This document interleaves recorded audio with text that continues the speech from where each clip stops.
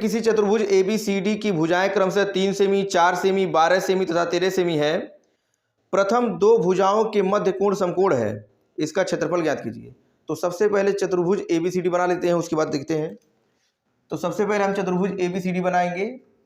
ये है चतुर्भुज ABCD, ये है A है, ये B है, ये C है और ये D है। तो भुजाएं दिया है 3 सेमी, 4 सेमी, 12 सेमी, 13 सेमी।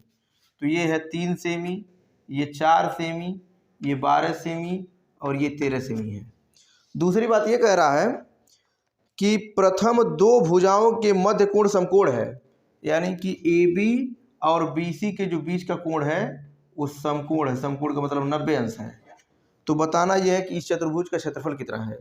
तो सबसे पहले हम इसमें क्या करते हैं, A को C से ज्वाइंट कर देंगे। जब इसको ज्वाइंट कर देंगे तो ABC एक समकोण त्रिभुज बन जाएगा और समकोण त्रिभुज का ये आधार हो जाएगा, ये लंब हो जाएगा और ये कर्ण हो जाएगा। सबसे पहले क्या करेंगे, इस कर्ण का मान निकालेंगे पाइथागोरस प्रमेय से, फिर हीरोन्स के फार्मूले से इस त्रिभुज का और इस त्रिभुज का अलग अलग क्षेत्रफल निकालेंगे।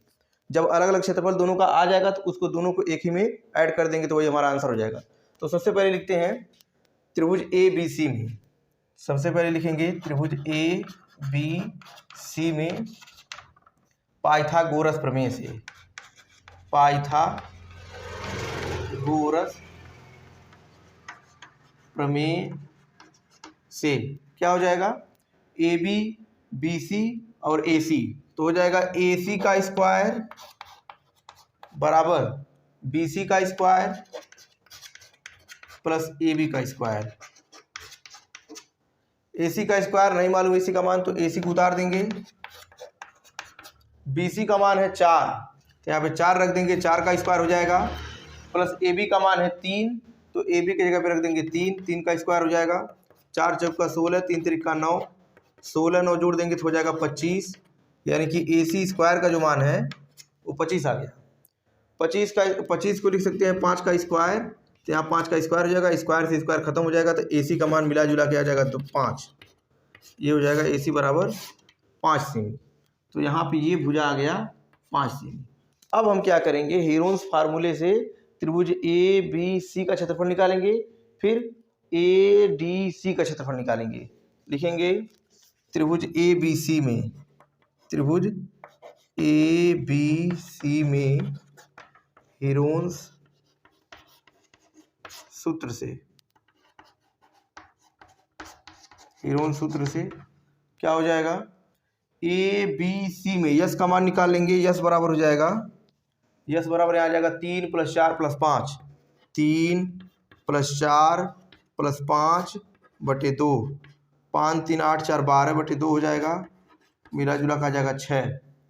अब हम क्या करेंगे, इसका क्षेत्रफल निकालेंगे। तो लिखेंगे त्रिभुज ABC का क्षेत्रफल, त्रिभुज ABC का क्षेत्रफल बराबर हो जाएगा अंडर रूट में yes minus A, yes minus B, yes minus C।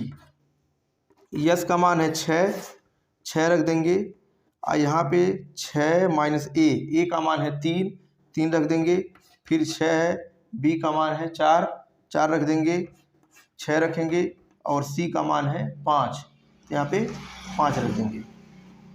अब यहाँ क्या हो जाएगा, 6 में से 3 घटाएंगे 3 आएगा, यहाँ 3 है, 6 में से 4 घटाएंगे यहाँ 2 है, 6 में से 5 घटाएंगे यहाँ 1 है। तो 3 दूनी 6, 6 का नम 6 और 6 6 36, मिला जुला का आ जाएगा 36 अंडर रूट में 36। तो अंडर रूट में 36 का मान होता है 6, तो 6 वर्ग सेमी इसका आ जाएगा क्षेत्रफल, 6 वर्ग सेमी। अब हम क्या करेंगे, त्रिभुज ADC का क्षेत्रफल निकालेंगे। तो लिखेंगे त्रिभुज ADC का क्षेत्रफल। इसमें क्या करेंगे, सबसे पहले यस का मान निकालेंगे, तो हो जाएगा यस बराबर हो जाएगा 13 + 12 + 5 बटे 2, 13 + 12 + 5 बटे 2, तो कितना आ जाएगा, 12 में 13 जोड़ेंगे तो हो जाएगा 25, 25 में 5 जोड़ेंगे तो हो जाएगा 30, और 30 में जब 2 का भाग करेंगे तो आ जाएगा 15, तो इसका मान आ जाएगा 15। अब निकालेंगे त्रिभुज ADC का क्षेत्रफल। तो लिखेंगे क्षेत्रफल बराबर हो जाएगा, क्षेत्रफल बराबर अंडर रूट में यस माइनस ए, यस माइनस बी और यस माइनस सी, ये हो जाएगा।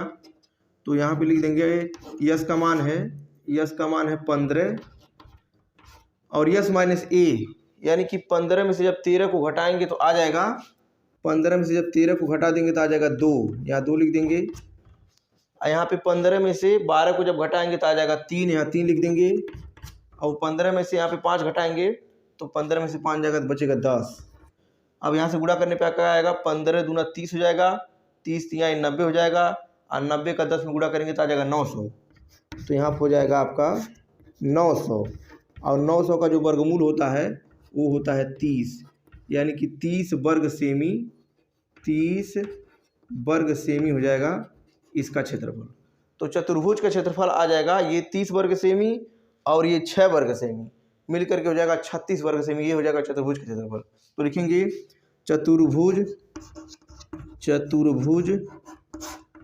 ABCD का क्षेत्रफल बराबर हो जाएगा त्रिभुज ABC का क्षेत्रफल